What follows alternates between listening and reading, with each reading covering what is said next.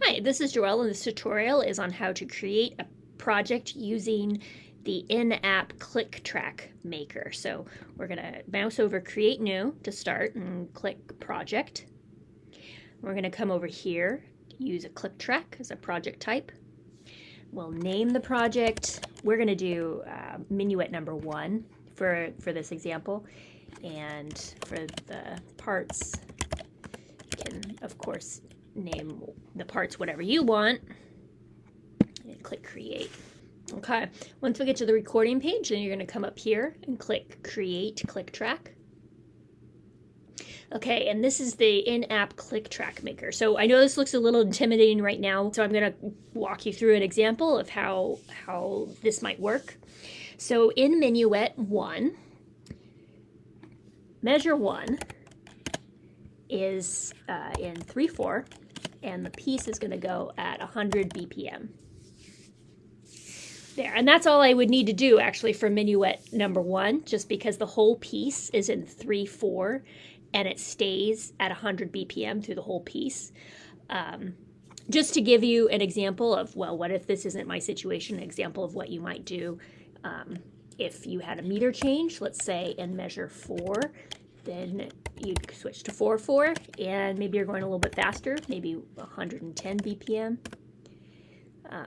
And you see down here in this graphical interface, you have the reflection of what I've typed out here. So up to measure 4 is 100 BPM. And then starting measure 4, then we're at 110 BPM. So this is a little bit faster there.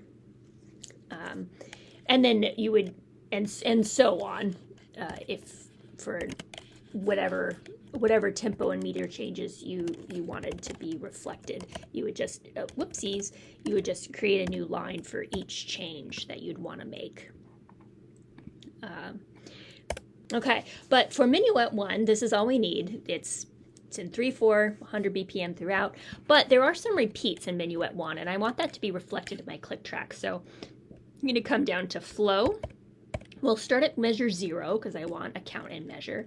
Then we'll go to measure 8, but there's a repeat at measure 8. So then new line, we'll go back to measure 1, and then we'll play through to measure 24.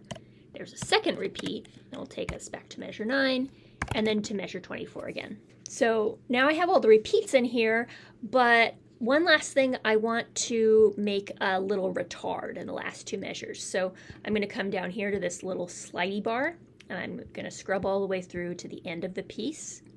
So here we have measure 23, measure 24, last 2 measures of the piece. And I'll come down here to where my tempo is, this hard black line. And then I'm going to draw. So click and hold and draw a gradual line downwards. So this will be my slowing down of the tempo.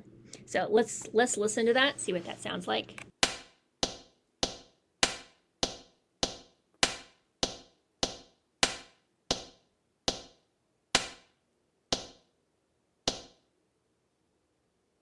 Okay, and I'm happy with that. I like that retard. So now I'll click create down here. Okay, and then we're back at the record page, and we can see that our click track has been uploaded here. And I just want to show you up here, if I scrub through the playback, the click track will now count through the measures, including the repeats. So this first time we get to measure 8, then we're back to measure 1 the second time. Okay, and another cool thing about using this click track is now when you go to passages, so creating your own passages, you will be able to scrub through and see what measure you're starting at. So if I wanted to make a passage starting the second time, measure 1 the second time through, I could indicate exactly where I want that to start.